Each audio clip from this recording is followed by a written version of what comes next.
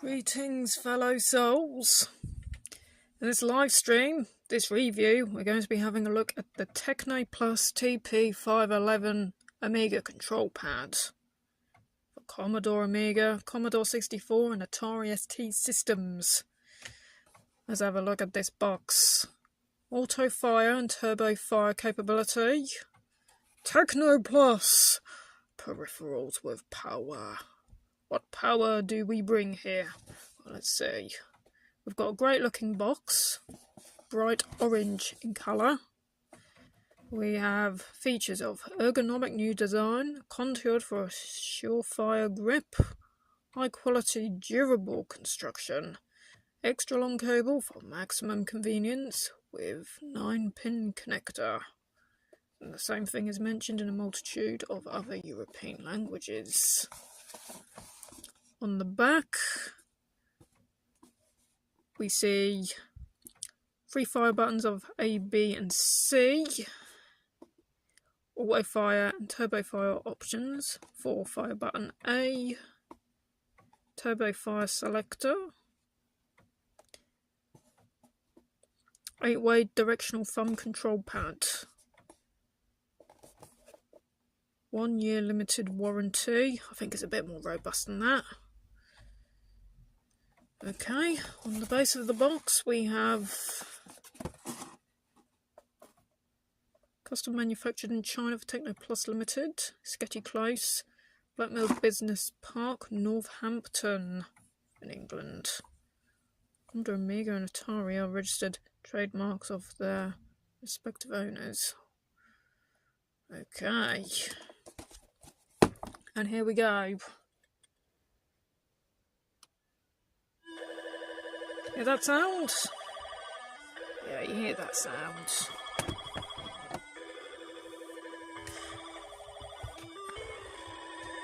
We've got R-Type loaded up on our Atari ST, 520 ST to be exact, 520 ST FM.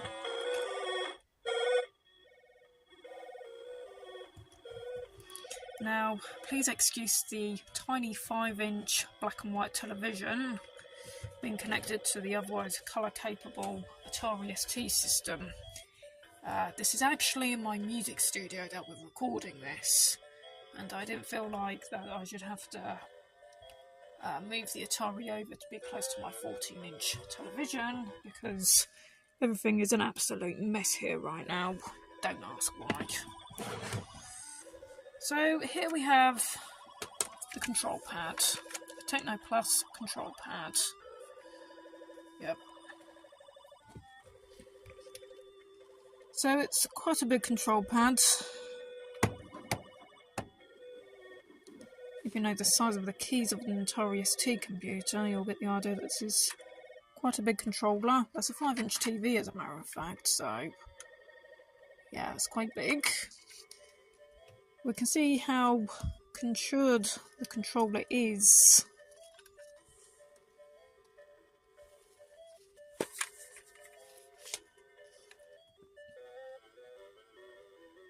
Tecnoplus copyright protected 1995 TP511 made in China. 1995, and they were still advertising peripherals as being compatible with the Commodore 64. Wait a minute, that's Commodore 64 owners in 1995 expecting new peripherals. Well, that's interesting. I mean, they might as well have said that there was Atari 2600 compatibility with it, because I'm sure it would work. After all, the Atari ST uses the exact same joystick specification as the 2600. Okay, so we have the control pad hooked up to joypad port 2. You can't see this because the Atari ST has, well, the STFM to be exact, has the joystick controllers ports in a place so ridiculous that it could have actually been designed by Vic Zammer himself. Yeah. So stupid it could have been by Vic Zammer himself. Okay, so we've got buttons A, B and C and a directional control pad.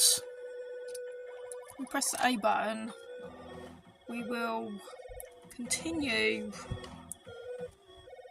to load the game and begin in the game.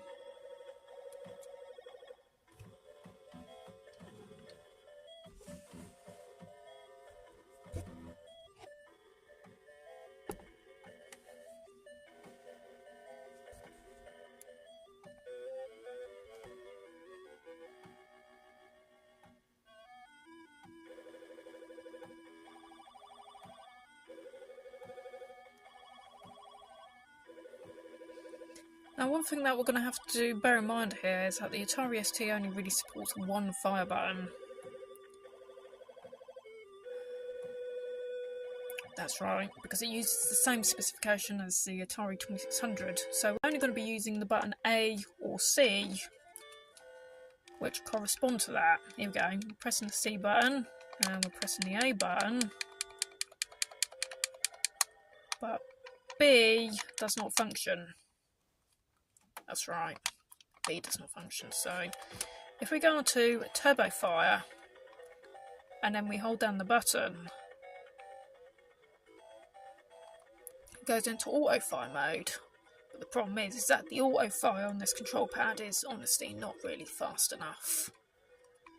And therefore, at times it seems as though the game thinks I'm holding down the button to launch the special weapon. And then if we go into fully auto mode, we have auto fire with like hands-free auto fire, that is, as opposed to the turbo. So we've got 3 mode selections just like that.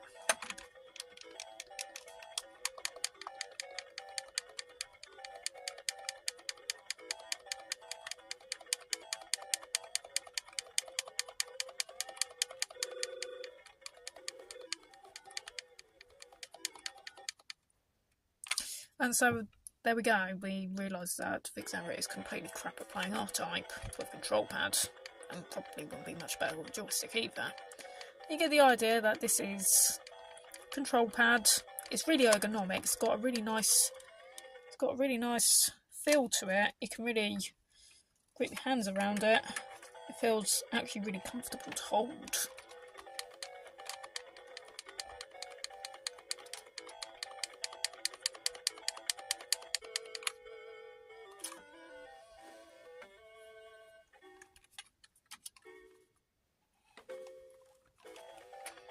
And I think that's about it, really. I mean, we could try it in the Atari 2600 another day, but it's going to be more or less the same. 1 fire button, that's it.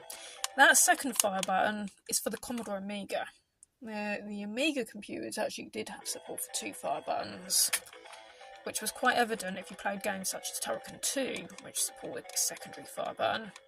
And I think a few other games could have light modifications to support a second button. I don't think too many of them actually natively had that, but Turrican 2 on the Amiga definitely supported this secondary fire button. But oddly enough, I don't believe the Atari ST version of Turrican 2 supports this secondary fire button. If I just hold down the button, we can do a big blast like that.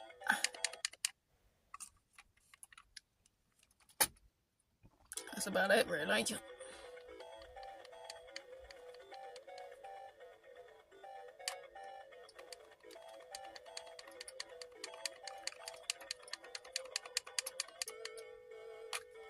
Game over. Alright then, rock on fellow souls, and I'll see you in the next live video.